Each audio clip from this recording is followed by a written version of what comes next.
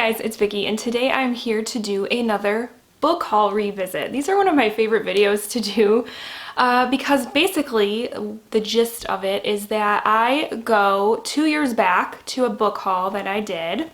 So this time around it's August 2019, and I see what books I hauled, and then I do a little tally and see which ones I read, which ones I haven't read, and if there's any that I unhauled since the haul. And then, of the books I haven't read, I pick one and read it in September, so it'll be on next month's TBR. There have been a couple of times now where I actually read all the books from a haul, which is awesome. And in that case, I actually have a little part of my TBR shelf where I put the books from previous book haul revisits, and they're all kind of grouped together, and then I will pick one of those to do for next month's TBR in the event that I have read all the books in this haul. So yeah, so it's pretty fun. I like doing these because it holds me accountable, making sure that I'm at least trying to read some of the books I buy. So yeah, let's take a trip down memory lane and see what I bought back in August of 2019.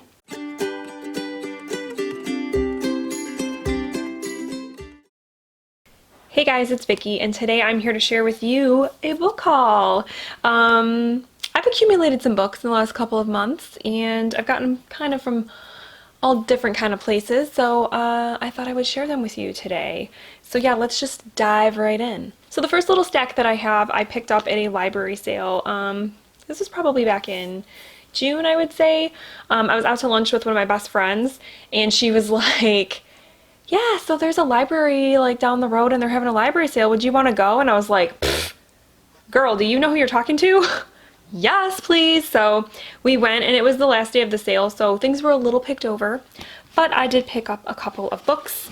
The first one that I picked up is Bellwether Rhapsody by Kate Roculia.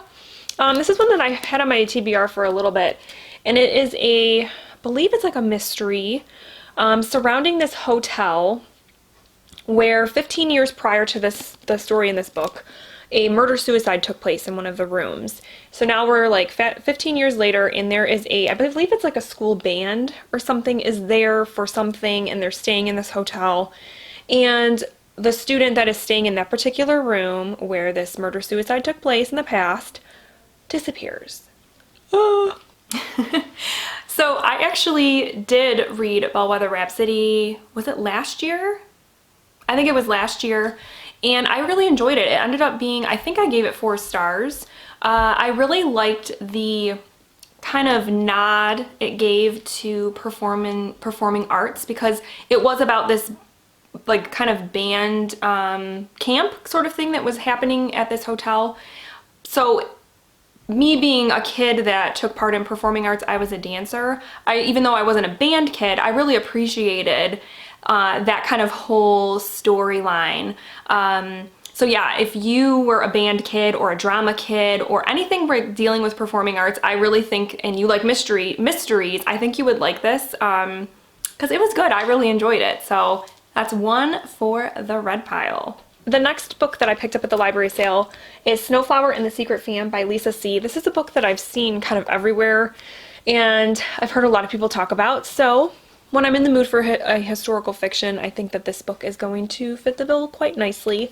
It is about a young girl in China, who she somehow starts communicating with this older woman. What is she called? I'm gonna say this wrong. Lao Tong? I'm sure I'm saying that wrong. And they start to like write letters back and forth to each other on these fans, and it's basically just them kind of communicating in this kind of secretive way, and it deals with a lot of the Chinese customs of I believe this is the 19th century, yeah, 19th century China, so it talks about like foot binding and things like that. And yeah, I've heard this is a good historical fiction, so I figured I'd pick it up. Plus the cover is just, you know, I think the cover is pretty, so yeah, there's...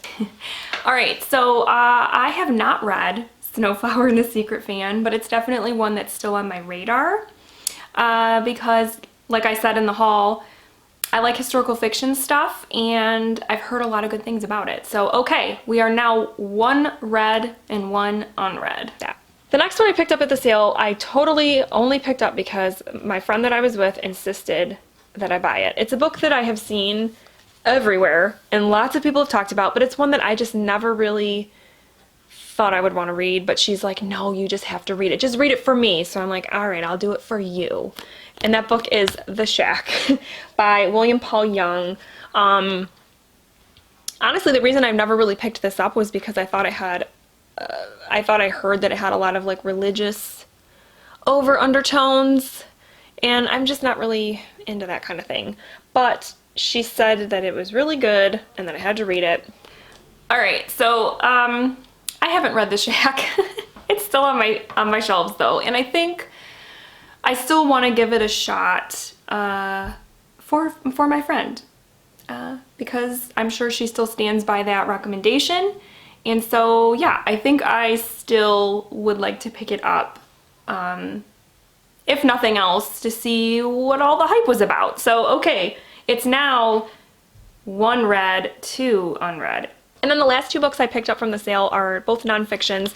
The first one is one that I've actually already read, but when I saw it at the sale, and that it was in such good condition, I decided I wanted it because I just want it on my shelves.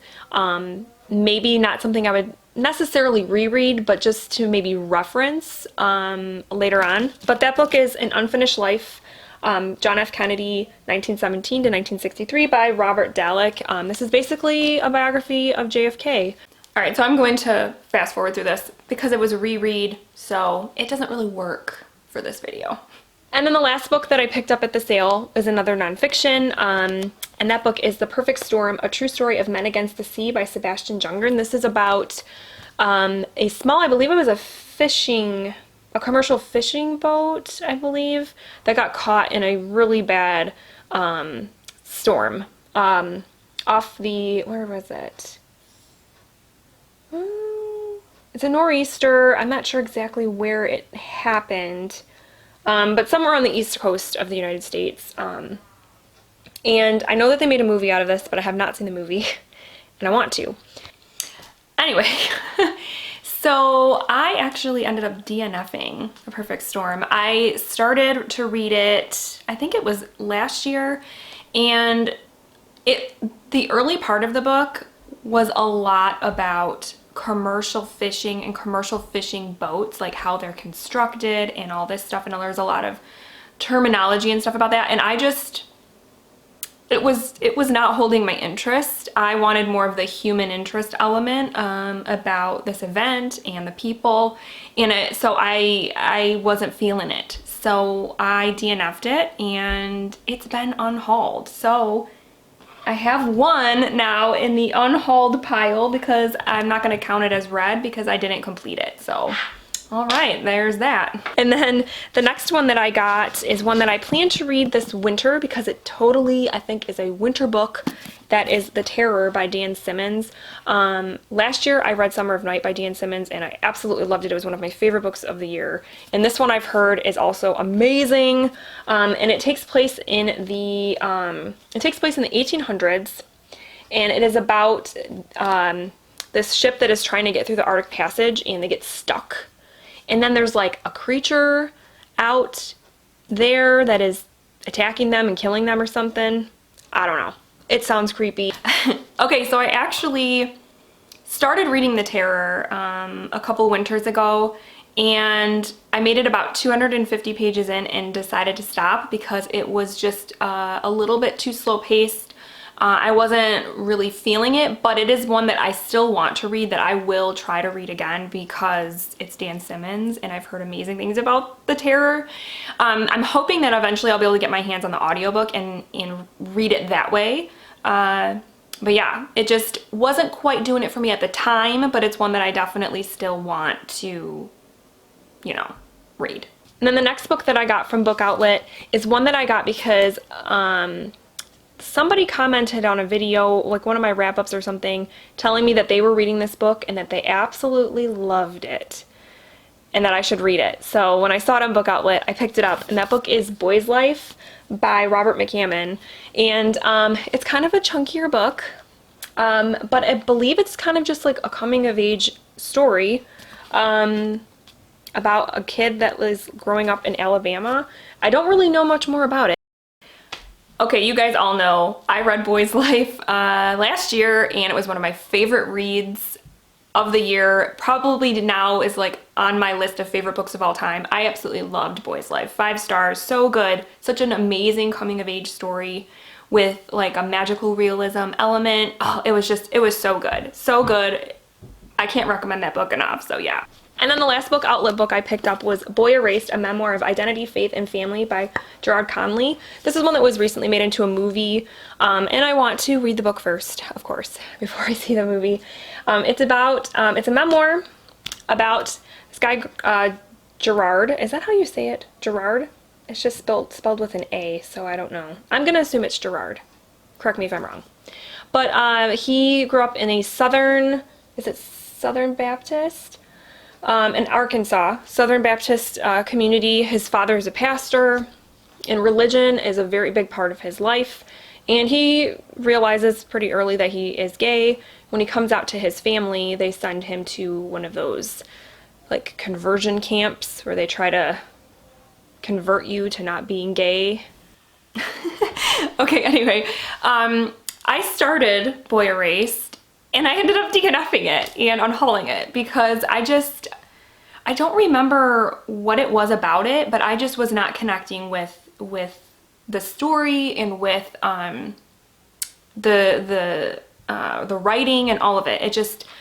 And it was disappointing because it was a book that I think I was really excited to read and I would have loved, but yeah, it just didn't jive with me. I wasn't feeling it, and yeah, I have since unhauled that book. So that's crazy that I've had a couple of DNFs in this haul. Yeah. The next 2 books that I bought, I just bought, I think, off of Amazon because I just wanted to get them and they were a good price. So I picked up Paper Girls Volume 2 and 3 by Brian K. Vaughan because I read the first one back in April and liked it. I'm still not 100%. I think it was a 3-star, but I want to continue with the series because I've been told that the series gets better and better. So yeah, I want to try to read these in the next few months or so. Okay, so I actually did complete the whole Paper Girls series, and I really enjoyed it. It ended up getting better as the series progressed, so I'm glad that I stuck it out and decided to continue because they were really good, especially those 2 volumes. The 2nd and 3rd volume were really good. I think one of them, I think 2 I gave 5 stars, and 3 was a 4-star. So yeah, it was overall a good series about like coming of age and like sci-fi and stuff. It was fun.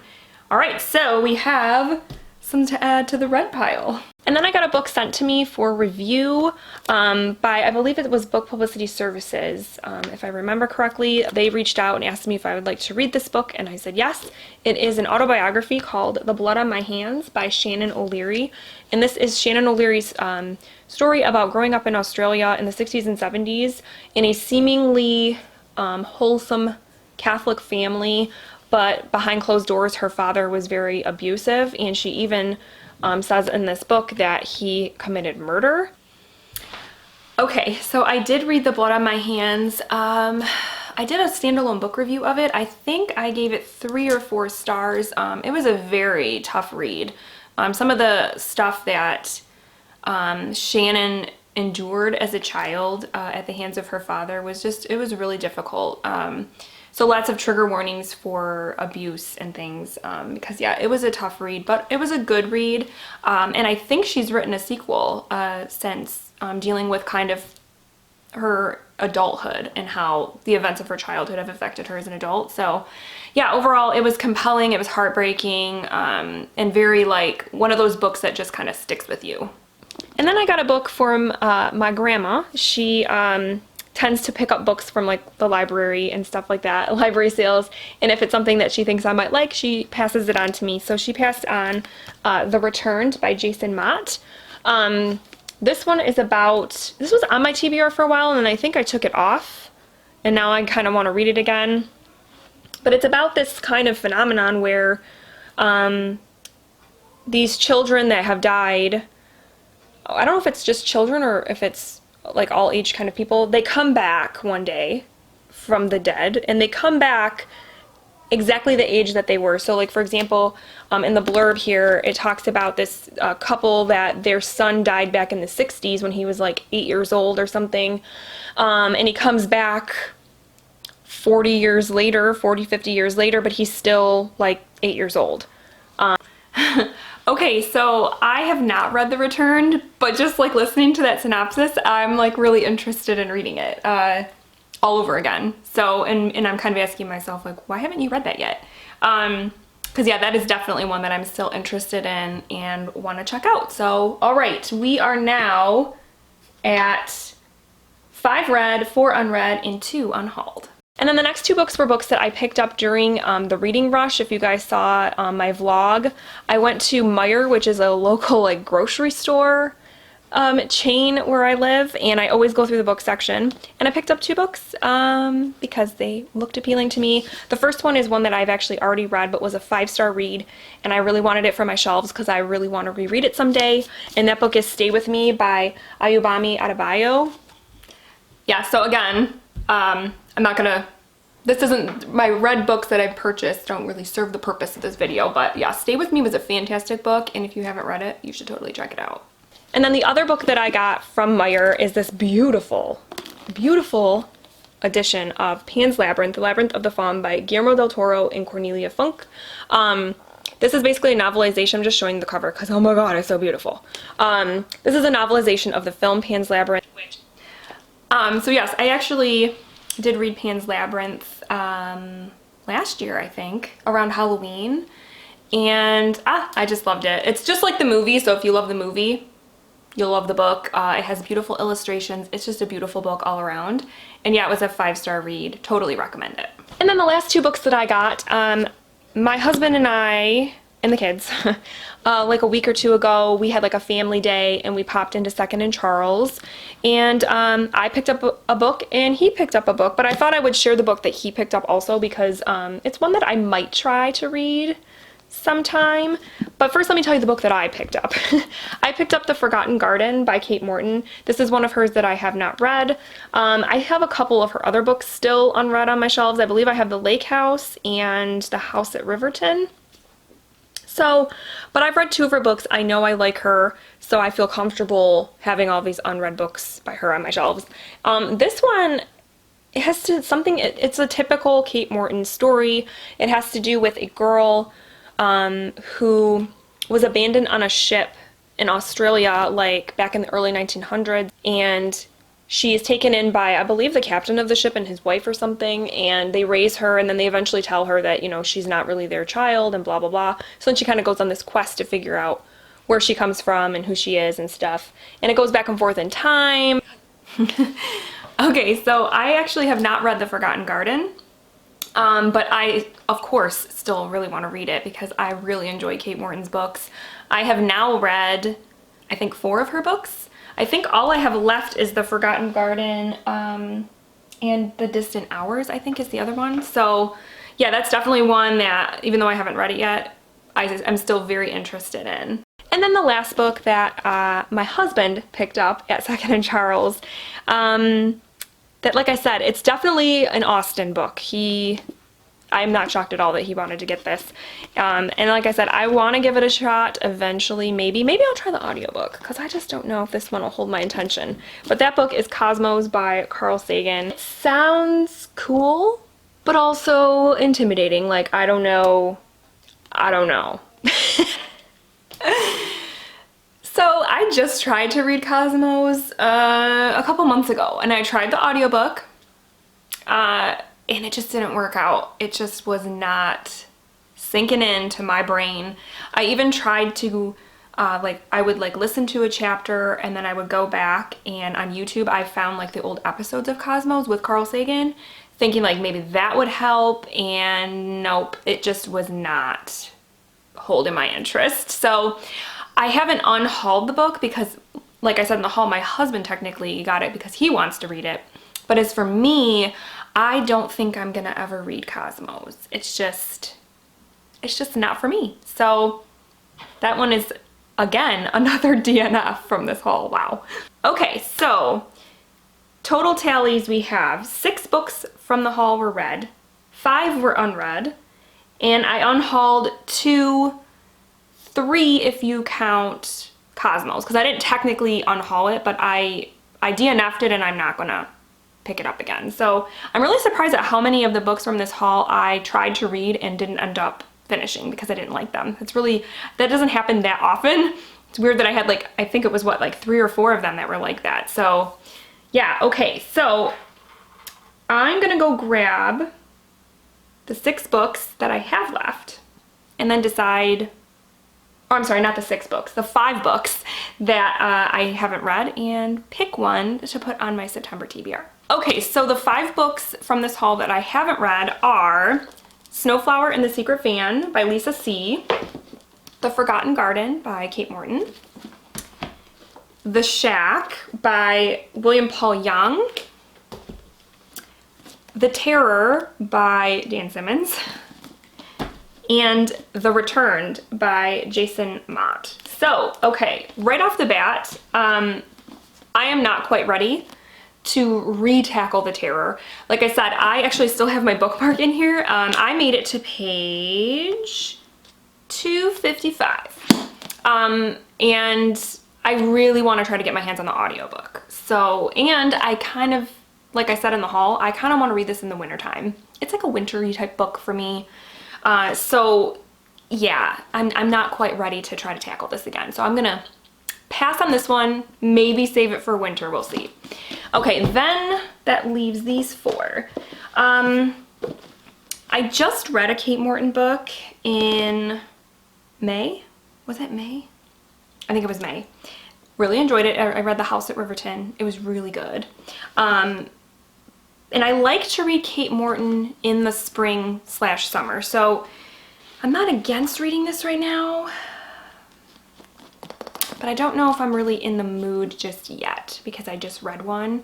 I'm trying to like go through her books slowly because once I catch up, I won't have any more to read until she releases a new book. So I think I'm gonna hold off and maybe save this one for like next spring, early summer, because I feel like that's just like the best time to read Kate Morton. Okay, so that one's eliminated. Okay, so that leaves Snowflower and the Secret Fan, The Shack, and The Returned. The Shack I am still on the fence about. Gosh, I know, I am still interested in reading it. I just don't know if I'm interested in reading it right now. And it's not very long. It's only like 250 pages. Okay. Okay. I think though, I'm gonna pass for right now. For right now. Okay. So that leaves Snowflower and the Secret Fan and The Returned. And I haven't read a historical fiction, I feel like, in a minute. When was... Yeah, I feel like it's been like a month or 2. I don't know. And this one also isn't very long. It's like 250 pages. I've heard good things. And then The Returned also just sounds really good. I think I'm gonna go with The Returned because when I was going through the haul and like revisiting these books, when I was talking about this one, I got like excited. Like I was like, ooh, that does sound so good. Like, why haven't I read that? Like, I want to read that. So I think right now, in terms of like my mood, this one is calling out to me. So, all right, I think I'm gonna go ahead and go with The Returned. So yeah, I'm gonna go ahead and put this on my September TBR. And yeah, I can finally read it and let Grandma know how it was. All right, guys, so there is my book haul revisit from August 2019. Let me know if you've read any of these books and what you thought of them. Or do you think I picked the right one? What one would you have picked if you had these 5 books to choose from? I would love to know what you guys thought. Yeah, so this was exciting. I like it. I like that, again, it was about split down the middle, but there was one more that was read, one out, which means I am mostly reading the books I purchased, which is good.